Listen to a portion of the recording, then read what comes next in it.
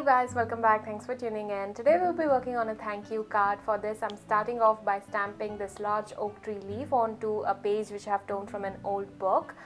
You can leave the stamps out of the picture and follow the link in the description box, which will take you to a free printable site. There you can find all these leaves. Just go ahead and print them out to an already used copy paper. That way you are reusing. Instead of shredding an already used copy paper, you can put it to a good use in a project.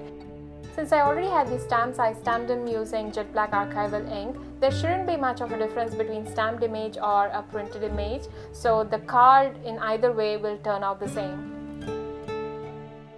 Next, I'm going to take 3 different ink pads in the shade yellow, green as well as red, and I'm going to dab it on using a blender sponge.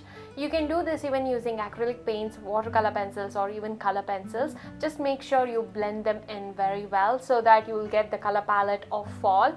The green and the red, they mix together to make a brownish shade, so you'll get the complete color palette of fall. Once you're happy with the colors, go ahead and cut around the leaf to get the exact shape. I'm just using my regular paper scissors to cut around them. I've taken a base card which measures 4 1/4 by 5 1/2, and I'm going to stamp a leaf all over the background in the front of the card. This stamp set is by Gina K Designs, and I'm going to stamp it with red ink pad. To be honest, I really didn't like the way this turned out. In my trial card, I had left my background plain and that looked more crisp and clean. But it's your choice if you want to create a background or just leave it plain. If I had to do this all over again, definitely I would leave the background plain because it would give more focus on those 2 cutout leaves. Next, I'm going to position these leaves and finally stick it down using my regular glue runner.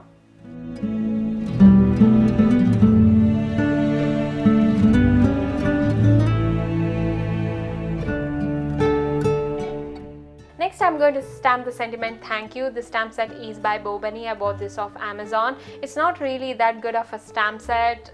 They do tend to skip whenever you try to stamp, and they're really hard to work with. I would highly encourage you to go ahead and buy yourself a black gel pen. That way you can just write it down. It looks as if you have stamped. So if you have got good handwriting, that's really a bonus. Here is a quick close-up. Finally, I'm going to round off the edges using corner chompers. You can even use regular pair of scissors, and we are all done. That's it for the video today. Thank you so much for tuning in. Make sure you give thanks to those people who are in your life, who have always been there for you. So thanks so much for tuning in, and I'll talk to you in my next one. Take care and have a wonderful day no matter where in the world you are.